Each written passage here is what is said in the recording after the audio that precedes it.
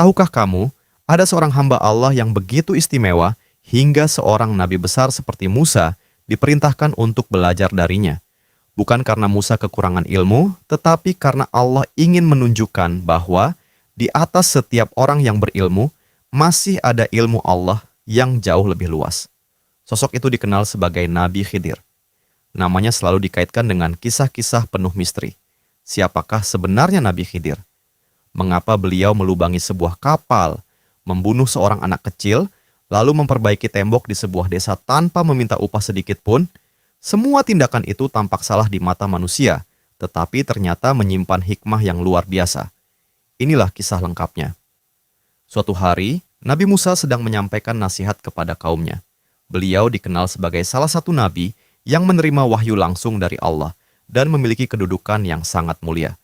Setelah majelis selesai, seseorang bertanya, "Siapakah manusia yang paling berilmu?" Musa menjawab sesuai pengetahuannya saat itu. Namun Allah kemudian mengajarkan bahwa masih ada seorang hambanya yang telah diberi pengetahuan khusus yang tidak dimiliki Musa. Allah pun memerintahkan Musa untuk mencarinya. Sebagai tanda, Musa membawa seekor ikan di dalam sebuah wadah. Allah berfirman bahwa ketika ikan itu menghilang, disitulah Musa akan bertemu dengan hamba pilihan tersebut.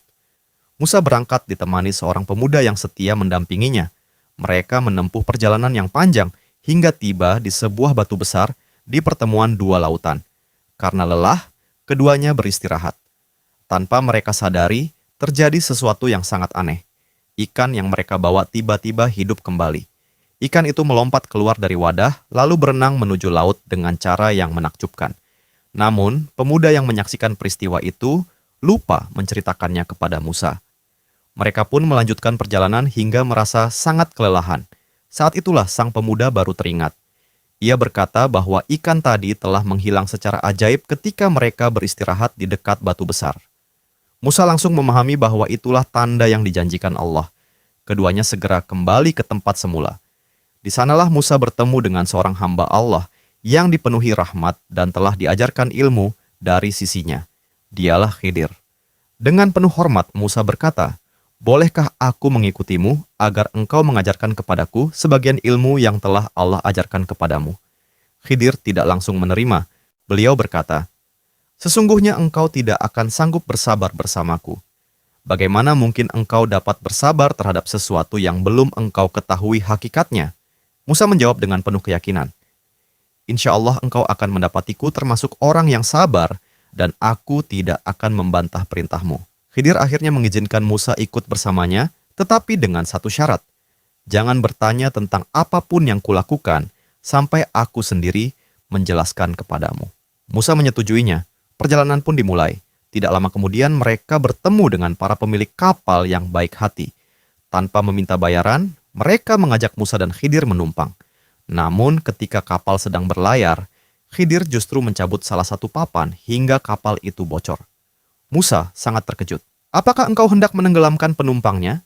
Sungguh engkau telah melakukan sesuatu yang besar."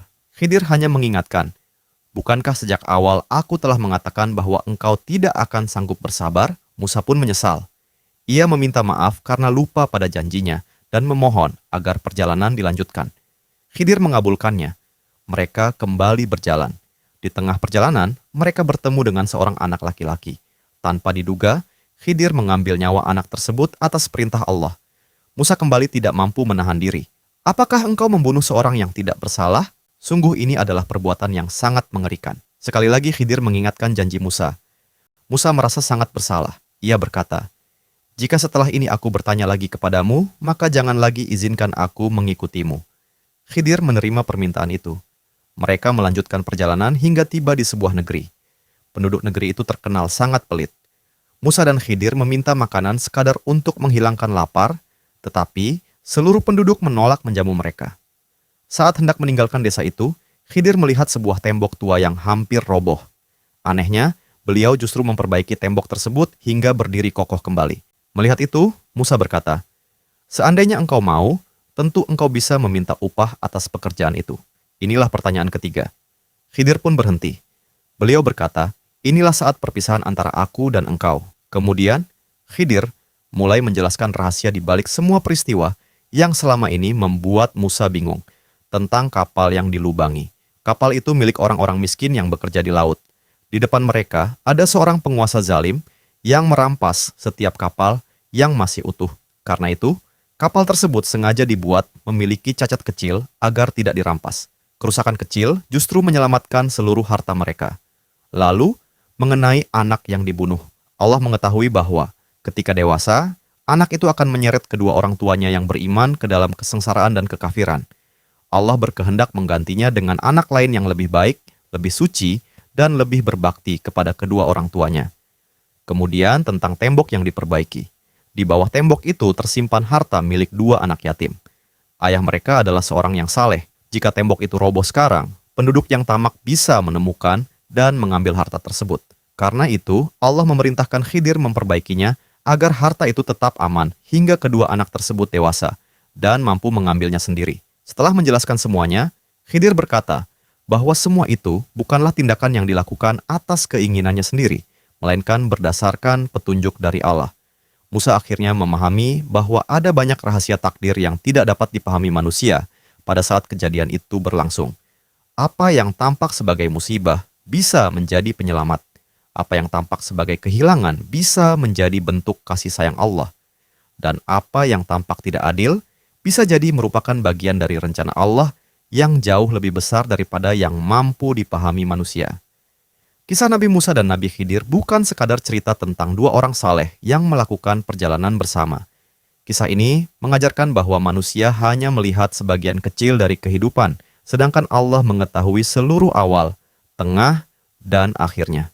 Karena itu, ketika menghadapi ujian, jangan terburu-buru menganggap Allah tidak adil.